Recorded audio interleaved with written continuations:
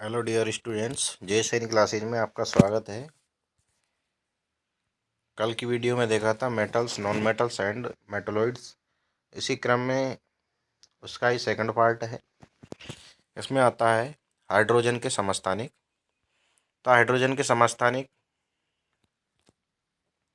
में क्या होता है, सेम एटॉमिक नंबर होता है। इसमें परमाणु जो संख्या होती है उसके नंबर तो सेम मतलब संख्या समान होती है, लेकिन एटॉमिक मॉस जो परमाणु द्रव्यमान होता है वो डिफरेंट होता है, मतलब भिन्न होता है, अलग होता है। परमाणु के रासायनिक गुण इलेक्ट्रॉनों की संख्या द्वारा नियंत्रित होते हैं। जो परमाणु जो रासायनिक गुण हैं उनके जो इलेक्ट्रॉनों की संख्या के द्वारा नियंत्रित होते हैं। हाइड्रोजन के 3 समस्थानिक होते हैं। फर्स्ट है प्रोटियम। इसका परमाणु संख्या होती है 1। परमाणु संख्या तीनों की समान होती है, लेकिन इनकी द्रव्यमान संख्या क्या होती है, अलग अलग होती है। तो ये क्या हो जाएंगे, समस्थानिक हो जाएंगे। दूसरा है ड्यूटेरियम। तीसरा है ट्रीटियम। ड्यूटेरियम ऑक्साइड मतलब D2O, जिसका अणु बाहर है वो 20 होता है। इसका जो उपयोग है, यूजेज, ये nuclear reactor as a moderator, जो मंदक के रूप में इसका उपयोग किया जाता है। D2O की खोज जो भारी जल होता है, जिसे हम भारी जल भी बोलते हैं, इसकी खोज यूरे ने की थी। इसका मेल्टिंग पॉइंट होता है, मतलब घनत्व होता है इसका जो 3.5 डिग्री सेंटीग्रेड होता है, और इसका जो बॉइलिंग पॉइंट जो क्वथनांक होता है वो 101 डिग्री सेंटीग्रेड होता है। अब इसके बाद में आता है कंपाउंड ऑफ हाइड्रोजन। इसके बाद में नेक्स्ट वो रहेगा। इसमें हाइड्रोजन की यौगिक में सबसे पहले है जल, जो सर्व विलायक के रूप में यानी यूनिवर्सल सॉल्वेंट के रूप में भी ये काम करता है। इसमें आता है सबसे पहले आसो जल, जिसे प्योर वाटर भी कहते हैं। ये विद्युत का कुचालक होता है कि पद और पानी का जो अधिकतम घनत्व होता है वो 4 डिग्री सेंटीग्रेड होता है। जैसे ही इससे 4 डिग्री के बाद में जैसे जैसे बढ़ेगा तो इसका घनत्व गिरता जाएगा। इसी प्रकार जैसे कि ये केल्विन में होता है 273 प्लस 4 डिग्री, इसका कितना हो जाएगा, 277 केल्विन हो जाएगा। इसके बाद में आता है दूसरा परऑक्साइड H2O2, हाइड्रोजन परऑक्साइड। इसकी खोज कितनी की थी, J.L. थेनर्ड ने की थी। इसका जो यूजेज है, इसके उपयोग है, इसका जो किसमें किया जाता है, तो कीटाणुनाशक के रूप में किया जाता है, मतलब दवाइयों के रूप में किया जाता है। जल के शुद्धिकरण में इसका उपयोग किया जाता है। ब्लीचिंग एजेंट के रूप में भी इसका उपयोग किया जाता है। ब्लीचिंग एजेंट जिसकी वजह डाई करने के रूप में भी इसका उपयोग किया जाता है। एंटीसेप्टिक रूप से भी इसमें किया जाता है, जैसे क्रीम व्रीम बनाने में भी इसका उपयोग किया जाता है। संरक्षण में मिल्क, जैसे दूध है, वाइन, शराब है आदि में, रियल जूस है, इनमें क्या है, इनको संरक्षण के लिए भी इसका परऑक्साइड का उपयोग किया जाता है। इसके बाद में देन रॉकेट ईंधन के रूप में भी इसका उपयोग किया जाता है। इसमें आती है मार्कोविरिया। इसमें क्या होता है, सोडियम परऑक्साइड और एक सल्फ्यूरिक एसिड दोनों मिलकर क्या होते हैं, बनाते हैं परऑक्साइड का निर्माण करते हैं, प्लस में सोडियम सल्फेट में बनाते हैं। इसके बाद में आती है देन कार्बन डाइऑक्साइड। तो कार्बन डाइऑक्साइड एक सूक्ष्म बर्फ के रूप में भी जानते हैं, जैसे ड्राई आइस भी बोलते हैं।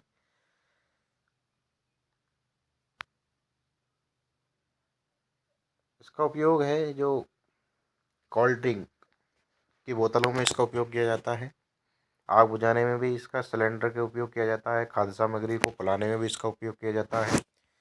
प्रकाश संश्लेषण की अभिक्रिया में भी, श्वसन में भी, और गोबर गैस में भी 35% CO2 पाई जाती है।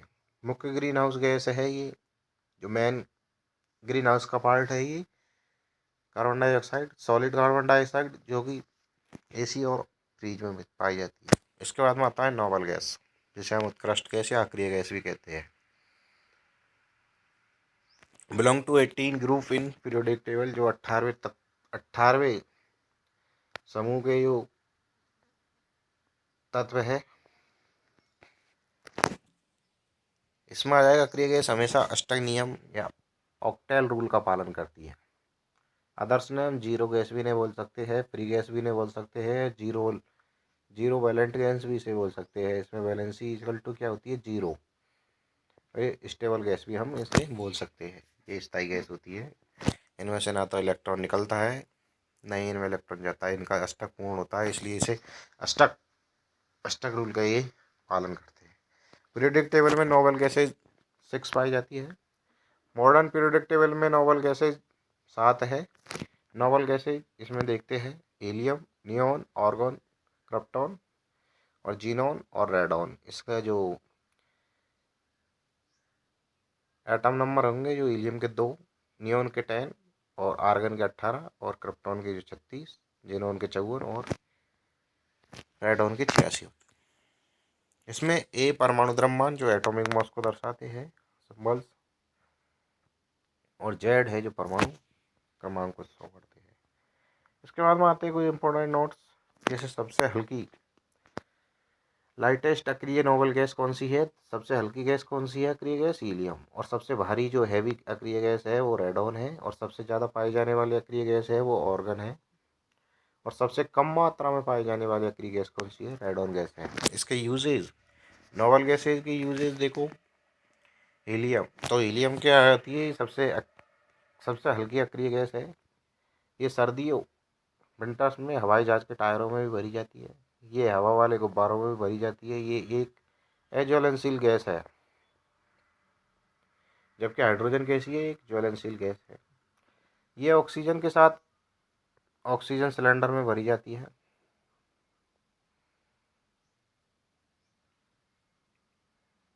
इसमें क्या होता है, ऑक्सीजन 85% और हीलियम 15% भरी जाती है, क्योंकि हमारे रुधिर में सबसे कम घुलनशील गैस है, ब्लड में सोल्यूबल गैस है। इसमें क्या होती है, एक तो कार्बन मोनोऑक्साइड और एक हीलियम। ज़्यादा कार्बन मोनोऑक्साइड होती है, कम हीलियम होती है। सीआ डाइवर्स मतलब गोताखोर इसे ऑक्सीजन के साथ ले जाते हैं, जिसमें क्या होता है, ऑक्सीजन की जो क्वांटिटी होती है वो 85% होती है और हीलियम की क्वांटिटी होती है वो 15% होती है। Then on the surface of helium and hydrogen gases are present in ratio, तो इनके रेशो कितना होगा, जो हाइड्रोजन का तो 3 होगा और हीलियम का 1 रेशो में पाई जाती है, अनुपात होगा इनका। इसके बाद में आता है नियोन। नियोन क्या होती है, नियोन को ट्यूबलाइट में भी भरी जाती है। तो इसमें क्या होता है, मरकरी वेपर जो पारद वाष्प होती है, प्लस में क्या होता है, नियोन गैस भी भरी जाती है। इसमें क्या, इसके क्या होता है, सड़क के जो सूचक बनाने में भी नियोन का उपयोग किया जाता है। एयरपोर्ट इंडिकेटर बनाने में भी उपयोग किया जाता है। डेंजर सिग्नल्स या रेड कलर के सिग्नल बनाने में भी इसका उपयोग किया जाता है। एडवर्टाइजमेंट या विज्ञापनों में भी इसका उपयोग किया जाता है। बीकॉन लाइट जिसे हम लाल बत्ती या वीवीआईपी या पुलिस एम्बुलेंस वैन्स आदि में इसका उपयोग किया जाता है। उसके बाद आता है ऑर्गन। वायुमंडल में सबसे ज़्यादा पाई जाने वाली जो नोबेल गैसेज है, जो ऑर्गन है, इलेक्ट्रिक बल्ब में इसमें नाइट्रोजन 85% और organ 15%। Used in welding gas करने में भी इसका उपयोग किया जाता है ऑर्गन का।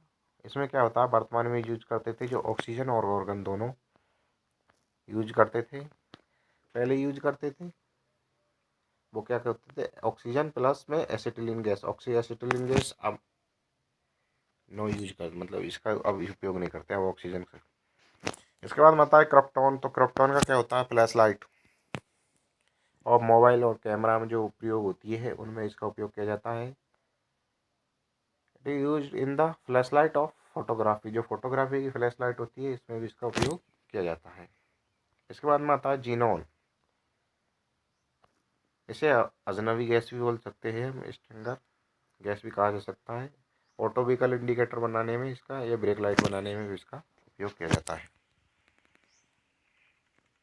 इसके बाद में नेक्स्ट आती है रेडॉन। डिस्कवर ऑफ रदरफोर्ड ने की थी इसकी, रेडॉन की खोज। सबसे भारी अक्रिय गैस भी है ये, तथा सबसे कम मात्रा में पाई जाने वाली अक्रिय गैस भी क्या होती है, रेडॉन ही होती है। ये एक रेडियो एक्टिव एलिमेंट्स के रूप में पाई जाती है। एक्सरे फोटोग्राफी मशीन में भरी जाती है। स्किन कैंसर के जो उपचार में भी रेडॉन का उपयोग किया जाता है। नोबल गैसेज के बीच में वान डेर वाल्स बॉन्ड पाए जाते हैं। इसके बाद में लाइगेज आता है फॉस्फोरस। डैन खोज इसकी 1969 में हैनिंग ब्रांड द्वारा की गई थी। इसके जो मुख्य रूप से 3 प्रकार होते हैं, रेड फास्फोरस, वाइट फास्फोरस और ब्लैक फास्फोरस। रेड फास्फोरस जो कि P3 और वाइट फास्फोरस जो कि P4 और ब्लैक फास्फोरस जो कि P ओनली T। माचिस की तीली बनाने में इसका उपयोग होता है रेड फास्फोरस का। ये बहुलक की अवस्था में पहुंच जाता है, मतलब एक पॉलीमेरिक स्ट्रक्चर फॉर्म में ये पाई जाती है, मतलब ये P3। और जो कि ये वाइट फास्फोरस है, ये सबसे क्रियाशील फास्फोरस है। इसे पानी में रखा जाता है क्योंकि इसका टेम्परेचर मेंटेन करने के लिए। और जो कि ब्लैक फास्फोरस है, इसे फास्फोरस कहा जाता है, फास्फोरीन कहा जाता है। ये सेमीकंडक्टर की मतलब अर्धचालक की तरह कार्य करता है। ये सबसे कम क्रियाशील होता है, मतलब ब्लैक फास्फोरस है वो नॉन रिएक्टिव होता है। इसके बाद में आता है एक और चौथा फास्फोरस, जिसका नाम है येलो फास्फोरस। इसका यूजेज है जो पटाखे बनाने में इसका उपयोग किया जाता है। इसके बाद में आता है नेक्स्ट सीमेंट। सर्वप्रथम जोसेफ सेफ्डी ने वर्ष 1829 में पोर्टलैंड सीमेंट बनाया था। इसके जो रॉ मटेरियल है वो उसमें क्या होता है, लाइमस्टोन, जिसे हम चूना पत्थर भी बोलते हैं, कैल्शियम कार्बोनेट, और क्ले चिकनी मिट्टी, और सैंड बालू होती है इसमें, और जिप्सम और कैल्शियम ऑक्साइड, इसे लाइम या बिना भुजा हुआ चूने भी बोलते हैं। टाइप्स ऑफ सीमेंट, तो इसमें आता है फर्स्ट मोर्टार, मसाला सीमेंट होता है। इसमें मिक्सर में क्या होता है, सीमेंट प्लस में क्या होती है, रेत, सैंड प्लस में क्या होता है, जल होता है। और जो कंक्रीट सीमेंट होता है, इसके मिक्सर में क्या होता है, सीमेंट प्लस स्टोन पीसेज होते हैं, प्लस में जल होता है। और रेनफोर्स्ड कंक्रीट सीमेंट में क्या होता है, concrete plus cement plus steel war, जिसके वो लेंटर बने होते हैं। इसके बाद में आती है पीरियोडिक टेबल। सबसे पहले पीरियोडिक टेबल की कोशिश डोबेराइन, जो कि एक जर्मन वैज्ञानिक है, उसने की थी। डोबेराइन की ट्रिक सिद्धांत भी 1815 ईस्वी में दिया था। इसमें तीन तीन एलिमेंट्स का ग्रुप बनाया था, ABC। इसमें atomic mass MA, MB, MC। Atomic mass बराबर होता है प्रोटॉन और न्यूट्रॉन दोनों मिलकर के होते हैं एटॉमिक मास का निर्माण करते हैं।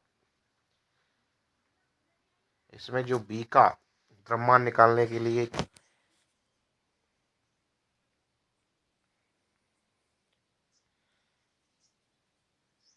इसमें जो सोडियम का जो एटॉमिक मास है वो 23 होगा। 23 कैसे होगा, ये इस प्रकार से समझाया गया है। इसमें सोडियम, इसमें क्या होगा, potassium plus lithium divided by 2 होगा। इसमें सोडियम बराबर क्या हो जाएगा, लिथियम के साथ, और पोटेशियम का 39 में 2 का भाग देंगे तो इसमें कितना निकलेगा, 23। तो सोडियम का एटॉमिक मास कितना हो जाएगा, 23। इसी प्रकार क्लोरीन में जो सेकंड तत्व है, क्लोरीन में कैसा होगा, क्लोरीन का 35,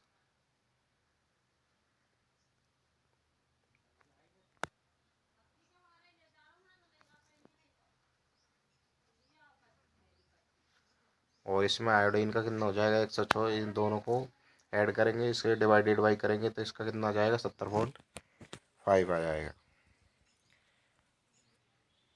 इसकी जो कमियां हैं वो सभी तत्वों पर ये सिद्धांत एप्लीकेबल नहीं थे। इसके बाद में आता है न्यूलैंड लॉ या ऑक्टेव। न्यूलैंड का अष्टक नियम देखते हैं। तो न्यूलैंड ने समय पर कुल तत्व 56 थे। न्यूलैंड के अष्टक नियम के अनुसार पहले वे 8वें तत्व का भौतिक गुण समान था।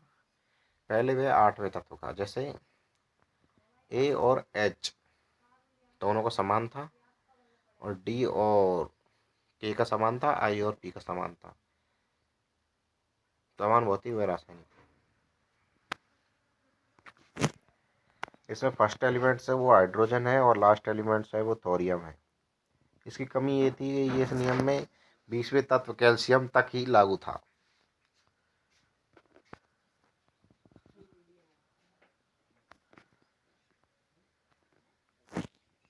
इसके बाद में आते हैं boron, barium, beryllium, bromine, chlorine, kilo, phosphorus और सल्फर। इसके बाद मैं आया था मेंडलीव। मेंडलीव ने बताया था कि इनके समय पर ज्ञात तत्वों एलिमेंट की संख्या थी वो 63 थी। मेंडलीव को आवर्त सारणी के जनक या फादर ऑफ पीरियोडिक टेबल कहा जाता है। मेंडलीव ने ही सर्वप्रथम आवर्त सारणी को ग्रुप और पीरियड में बनाया था। इसके सिद्धांत है जिसका इंक्रीजिंग एटॉमिक मास ऑर्डर, मतलब परमाणु भार के बढ़ते क्रम में इसके टोटल एलिमेंट्स है वो 63 थे। इसमें वर्टिकल कॉलम है जिसे हम ग्रुप या वो वर्ग समूह है वो 18 है, जो कि 9 पार्ट्स में डिवाइडेड है। और जो हॉरिजॉन्टल कॉलम है पीरियड आवर्त जिसे हम बोल सकते हैं वो 7 है। तो इसकी कमियां थी वो क्या थी, आयोडीन और टेलुरियम के बाद रखा था। तो इसमें एटॉमिक मास ऑफ आयोडीन का कितना होता है 126.5 हो जाएगा, और एटॉमिक मास ऑफ टेलुरियम का कितना हो जाएगा 127.61 हो जाएगा। तो आधुनिक जो मॉडर्न पीरियोडिक टेबल है उसमें क्या है, मॉडर्न पीरियोडिक टेबल को क्या है हेनरी मोजले ने 1913 में बनाया गया था। आधुनिक आवर्त सारणी जो long form of periodic table के नाम से भी जाना जाता है, जो इसकी थ्योरी दी थी वो अकॉर्डिंग टू देयर जो एटॉमिक नंबर जो इसके परमाणु संख्या के बढ़ते क्रम में in increasing order. Total elements जो है 118, प्रेजेंट में है जो 126। इसके जो समूह जो ग्रुप है वो 18 है, और आवर्त जो पीरियड है वो 7 है। इसमें आ जाएगा ग्रुप है जो 18 और पीरियड जो 7 है, ये टोटल ब्लॉक 4 में डिवाइडेड है जिन्हें हम SPDFs के द्वारा शो करते हैं। इसमें क्या होता है, फर्स्ट ग्रुप और सेकंड है वो है S ग्रुप, और ग्रुप नंबर 3 से लेके 12 जो कि D ब्लॉक कहलाता है, और ग्रुप 13 से 18 तक P ग्रुप्स, P ब्लॉक भी हम बोल सकते हैं। इसमें लेफ्ट टू राइट है पीरियड में, और वो टॉप और नीचे बॉटम में। इसके बाद में आता है लेंथेनाइड और एक्टिनाइड, जो कि लेंथेनाइड श्रेणी है वो 57 से 71 तक है, जो कि कम रिएक्टिव एलिमेंट्स में कहलाते हैं। और एक्टिनाइड है जो 89 से 103, जो कि मोर रेडियो एक्टिव एलिमेंट्स से एक्टिनाइड श्रेणी में है। इसके बाद में आते हैं नोट आवर्त सारणी में जो ब्लॉक में सबसे अधिक रेडियो एक्टिव एलिमेंट्स होते हैं वो है फर्स्ट पीरियड में 2 एलिमेंट्स, और सेकंड पीरियड में है वो 8 एलिमेंट्स, और थर्ड पीरियड में है वो 8 एलिमेंट्स होते हैं, जो कि शॉर्ट पीरियड कहलाते हैं। और जो कि फोर्थ पीरियड में है जो 18 एलिमेंट्स, और फिफ्थ पीरियड में 18 एलिमेंट्स, और जो कि सिक्स्थ पीरियड है उसमें 32 एलिमेंट्स, जो कि लॉन्ग पीरियड या लार्ज पीरियड भी हम बोल सकते हैं। इसके बाद में है सेवन्थ पीरियड जो कि रिमेनिंग 26 इनकम्प्लीट है। ये आवर्त सारणी में कुल ज्ञात तत्व है वो 118 है, जो कि नेचुरल तत्व या नेचुरल एलिमेंट्स उनकी संख्या कितनी है 98 है, और आर्टिफिशियल जो कृत्रिम तरीके से बनाए गए हैं उनकी संख्या कितनी है उनकी 20 एलिमेंट्स है। और जबकि मेटल्स जिन्हें हम धातु है उनकी संख्या कितनी है 91 टोटल, और नॉन मेटल्स है जो 27 है। प्रेजेंट एलिमेंट्स है वो है 126 एलिमेंट्स, बट 118 वर्तमान में। इसके बाद में आता है फर्स्ट ग्रुप, जिन्हें हम क्षारीय धातु या एल्काली मेटल भी बोल सकते हैं या कहते हैं। तो इसमें शॉर्ट ट्रिक्स के माध्यम से समझेंगे। इसमें क्या होगी शॉर्ट ट्रिक्स इसकी, अलीना की रब से फरियाद। तो है से हो जाएगा हाइड्रोजन, और ली से हो जाएगा लिथियम, और ना से सोडियम, और कैसे जो की है जो पोटेशियम, और अरु से रूबिडियम, और सी से सीजियम, और FR से फ्रांसियम फरियाद, जो कि मेटालॉइड या उपधातु है फ्रांसियम, और जो हाइड्रोजन है वो अधातु है। इसी प्रकार सेकंड वर्ग या सेकंड ग्रुप बोल सकते हैं इसे क्षारीय मृदा धातु या अल्कालीन अर्थ मेटल भी कहते हैं। इसके ट्रिक्स है वो क्या है, बेटा मांगे कार स्कूटर पाप राजी हो गए। तो इसमें हो जाएगा वैसे मतलब बेरिलियम, मैग्नीशियम और कैल्शियम, स्ट्रांसियम और बेरियम और रेडियम। यूजेज है इसके रेडियम के, जो क्या होता है घड़ियों में जो हरा पदार्थ चमकता है वो रेडियम होते हैं। सूज बनाने में इसका उपयोग किया जाता है, लोअर बनाने में इसका उपयोग किया जाता है। और जो लाइट होती है रोड पथ के लिए, जो रोडों पे लाइट लगी रहती है साइड में नीचे घुमाव पर, और रेडियो एक्टिव तत्व भी ये एलिमेंट्स है जो alpha beta gamma rays. D blocks जो कि 3 to 12 ग्रुप्स। नंबर क्वेश्चन इसके बाद में 3 ग्रुप्स का है, बैंगन, आलू, गाजर इन थैला।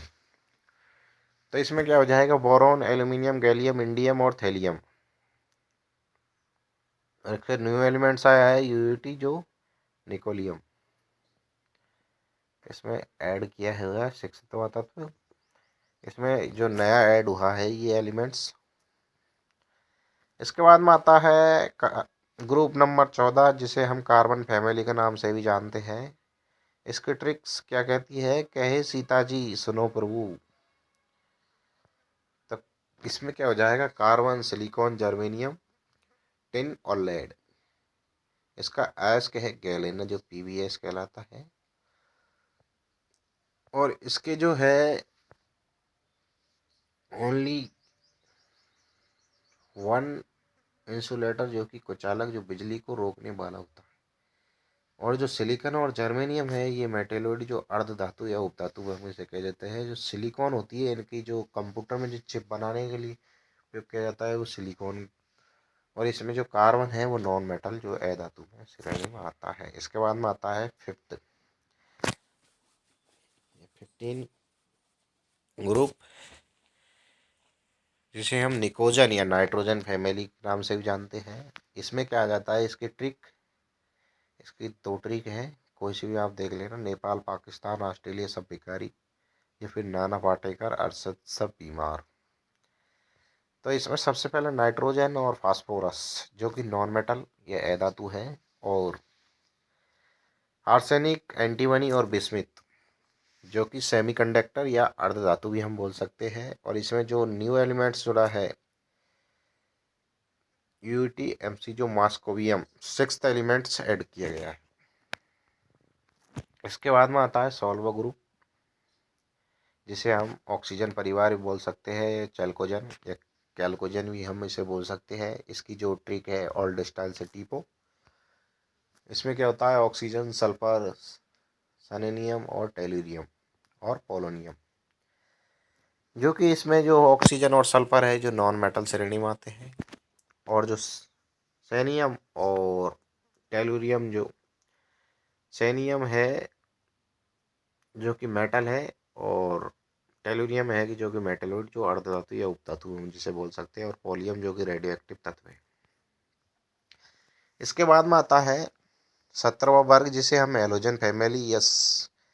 इसका उपयोग साल्ट बनाने में भी किया जाता है। और इसकी जो बैलेंस इलेक्ट्रॉन्स, इनकी संयोजकता जो होती है वो 7 होती है, और इन्हें संयोजी इलेक्ट्रॉन भी हम बोल सकते हैं। इलेक्ट्रॉन नेगेटिव एलिमेंट्स होते हैं जिन पे नेगेटिव चार्ज होता है, और मिनिमम एंथैल्पी में इलेक्ट्रॉन को अट्रैक्ट करना होता है। तो इसकी क्या हो जाएगी, फिर कल वार आई आंटी। इसकी जो ट्रिक है हेलोजन वर्ग की, इसमें क्या हो जाएगा, फ्लोरीन, क्लोरीन, ब्रोमीन, आयोडीन और एस्टिनिन और टेनेसाइट, टेनेसाइन जो कि न्यूमैन एलिमेंट्स ऐड हुआ है, न्यू हेलोजन है। और सबसे ज़्यादा इलेक्ट्रोनेगेटिव तत्व है वो फ्लोरीन है, और सबसे अधिक जो इलेक्ट्रॉन बंधुता है उसकी क्लोरीन की है। इन्हें इलेक्ट्रोनेगेटिव एलिमेंट्स भी कहा जाता है, क्योंकि उनके ऊपर जो चार्ज पाया जाता है वो नेगेटिव चार्ज होता है, इसलिए इन्हें इलेक्ट्रोनेगेटिव एलिमेंट्स भी या तत्व भी कहते हैं। इसके बाद में आता है 18वां तत्व या 18वां ग्रुप, तत्व नहीं सॉरी, जिसे हम नोबल ग्रुप, इनर्ट ग्रुप या जीरो ग्रुप या फ्री ग्रुप या फिर स्टेबल ग्रुप भी नहीं बोल सकते हैं। नोबल गैसेज या नोबल गैसेज के नाम से जाने जाते हैं। इनकी जो बैलेंस इलेक्ट्रॉन होती है इनमें वो 0 और इनके जो संयोजी कक्षा में इलेक्ट्रॉन की संख्या होती है वो भी 0 होती है। इसमें क्या होता है, इसकी ट्रिक क्या है, हीना और करीना का एक्सरे रंगीन। तो ई से हो जाएगा हीलियम, नी से नियोन, आर से ऑर्गन और के आर से क्रिप्टॉन और जेनॉन और रेडॉन। इसमें जो नया एलिमेंट जुड़ा है वो है ऑर्गेनाइजेशन, जो कि न्यू नोवेल गैसेज एडेड हुई है। इसके बाद में आता है पीरियडिक प्रॉपर्टीज, जो आवर्त गुण। इसमें क्या होता है, जो एटॉमिक साइज, जो परमाणु संख्या है, इसमें समझो, इसमें टॉप और बॉटम के हिसाब से समझाया गया है। इसमें क्या होता है, टॉप से बॉटम की ओर जाते हैं तो इसमें क्या होता है, पीरियड इंक्रीज, इनकी मात्रा बढ़ती है। और जबकि लेफ्ट साइड से राइट की ओर जाते हैं तो ग्रुप में से क्या होता है, डिक्रीज, कमी आती है।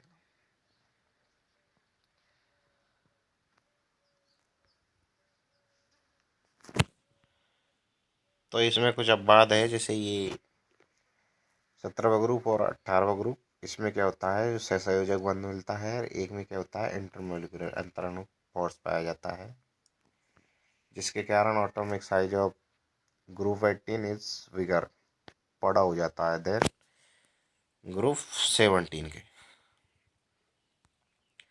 इसके बाद में आती है विद्युत ऋणात्मकता। तो इलेक्ट्रोनेगेटिव का क्या है, जैसे टॉप से बॉटम, मतलब ऊपर से नीचे जाने पर पीरियड में क्या होता है, कमी होती है।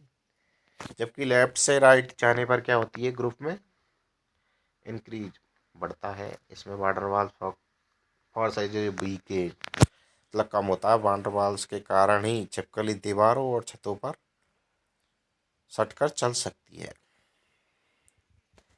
इसके बाद में नेक्स्ट इसमें आता है विद्युत ऋणात्मकता, इलेक्ट्रोपॉजिटिविटी, धनात्मकता। और इसमें मिनिमम एंथैल्पी में इलेक्ट्रॉन डोनेट करने का गुण पाया जाता है। इसमें टॉप से बॉटम में जाने पर जो पीरियड होते हैं उनमें वृद्धि होती है, जबकि लेफ्ट से राइट जाने पर ग्रुप में क्या होती है, डिक्रीजिंग, कमी होती है। आयनाइजेशन पोटेंशियल, जो आयरन विभव होता है, जो minimum amount of energy required to remove the most closely bonded electron. तो इसमें क्या होता है, टॉप से जो बॉटम पे जाते हैं तो क्या होता है, इलेक्ट्रोपॉजिटिविटी या आयनन विभव में क्या होती है, कमी होती है। जबकि लेफ्ट से राइट जाने पर आयनन विभव बढ़ता है।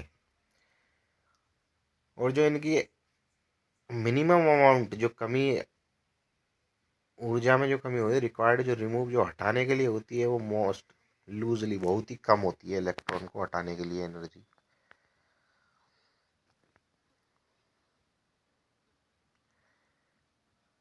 इसमें ज्ञात तत्व है जो टोटली वो 118 है। इसमें मेटल 91, जो कि ऊपर अभी देख चुके हैं। तो इस पे धरती पर सबसे ज़्यादा पाए जाने वाला तत्व ऑक्सीजन है, और संसार में पाए जाने वाला तत्व है वो हाइड्रोजन है। और ह्यूमन बॉडी में पाए जाने वाला सबसे अधिक है वो ऑक्सीजन है। अर्थ क्रस्ट या भूपट्टी पर पाए जाने वाला अधिक तत्व एल्यूमिनियम है। और lightest elements in periodic table है वो हाइड्रोजन है। और lightest metals in periodic table जो लिथियम है। और हैवीस्ट, जिसे हम भारी तत्व भी बोल सकते हैं इन पीरियोडिक टेबल,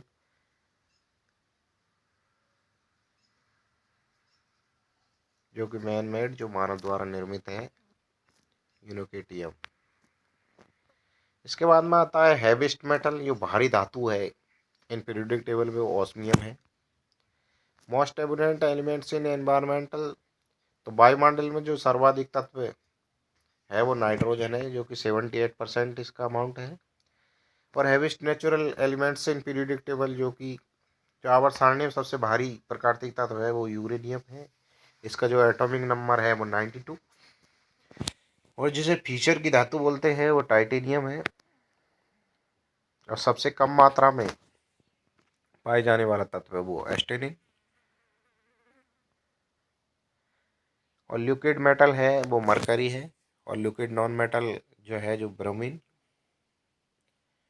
और सबसे कठोर धातु जिसे हम प्लेटिनम के नाम से भी जाने जाते हैं और लेस रिएक्टिव मेटल भी से बोलते हैं। सबसे ज़्यादा विद्युत धनात्मक तत्व है वो सीजियम है, और सबसे ज़्यादा विद्युत ऋणात्मक तत्व है वो फ्लोरीन है।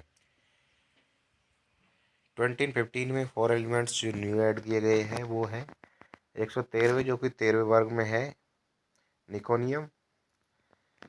15वें वर्ग में है वो मिस्कोवियम, और 17वें वर्ग में है वो टेनिसिन, और 18वें वर्ग ग्रुप में है वो ऑक्नेसिन। और पीरियोडिक टेबल जो 2019, प्लेटिनम में 90 तक परमाणु क्रमांक वाले जो है वो है नेचुरल एलिमेंट्स, ये प्राकृतिक तत्व कहलाते हैं मोस्टली। 90 के बाद जो 26 एलिमेंट्स है वो ट्रांसफ्यूरिक ट्रांसजेनिक एलिमेंट्स कहलाते हैं। इसके बाद में आता है उपधातु, जिसे हम अर्ध धातु भी बोलते हैं। मेटल या नॉन मेटल की तरह ही कार्य करते हैं पीरियोडिक टेबल में, जिसे अर्धधातु या जिगजैग में पाए जाते हैं। पीरियोडिक टेबल में 7 उपधातु या अर्धधातु होती है। इसमें है boron, silicon, arsenic, antimony, tellurium और पोलोनियम और जर्मेनियम। आवर्त सारणी में उपधातु और धातु 8 होती है, क्योंकि इसमें सेलेनियम को ऐड किया गया था। फास्फोरस पृथ्वी पर सबसे पहला तत्व जो खोजा गया है, तत्व जो फास्फोरस है, इसकी खोज सर्वप्रथम 1649 ईस्वी में हैनिंग ब्रांड ने की थी, और 1650 ईस्वी में इन्हें आर गोयल नामक वैज्ञानिक ने की थी। इसके बाद में आता है वाटर। तो जल के जो टाइप्स होते हैं, जल के प्रकार 3 प्रकार के होते हैं। एक होता है सॉफ्ट वाटर, हार्ड वाटर और हैवी वाटर। तो इसमें वाटर होता है वो 100%। इसमें क्या होता है, जो 2% पानी है वो पीने का पानी है, और 3% है वो सतही जल जिसे हम ग्राउंड वाटर भी बोल सकते हैं, और 95% है वो ओशियन वाटर है जिसे हम समुद्री जल बोल सकते हैं।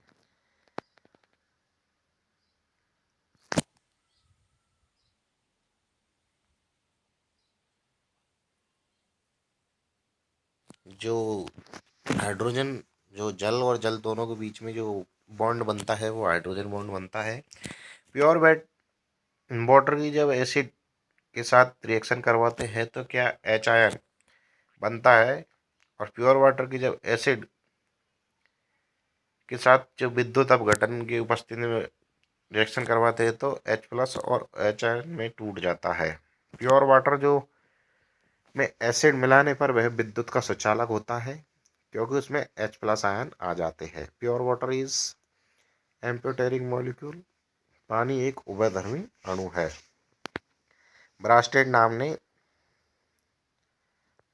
नाम के वैज्ञानिक ने बताया है कि प्लस माइनस चार्ज होता है कि पानी एक एम्फोटेरिक उभयधर्मी मॉलिक्यूल है। इसमें जब दो जल के अणु की आपस में क्रिया कराते हैं तो एक हाइड्रोनियम आयन और एक हाइड्रोक्स आयन जो कि बेसिक होता है, और हाइड्रोनियम आयन जो कि एसिडिक प्रकृति का होता है, दोनों उभयधर्मी एवं नेचुरल दोनों मिलकर क्या होते हैं, उदासीन होते हैं। वाटर इज नेचुरल, जो पानी की उदासीनता होती है वो अकॉर्डिंग टू आर्यनियस ने बताया कि जो जल का पीएच मान होता है वो ऑब्वियसली अपन जानते हैं कि 7 होता है, जिसकी प्रकृति उदासीन होती है। PH value 7 pattern of hydrogen या फिर पावर ऑफ हाइड्रोजन, हाइड्रोजन की शक्ति। पीएच स्केल की खोज जो सोरेनसन ने की थी, इसमें जल जो H+ होता है जो 10⁻⁷ मोल प्रति लीटर, दोनों मिलकर क्या होते हैं, ये न्यूट्रल हो जाते हैं, तो पीएच का मान क्या हो जाएगा, माइनस लॉग हाइड्रोजन। तो इसका पीएच वैल्यू होता है 7, जो कि नेचुरल या न्यूट्रल होता है, जो कि उदासीन प्रकृति होती है। इसके बाद में आता है स्ट्रक्चर ऑफ वाटर, जो जल की संरचना होती है, वो अगली वीडियो में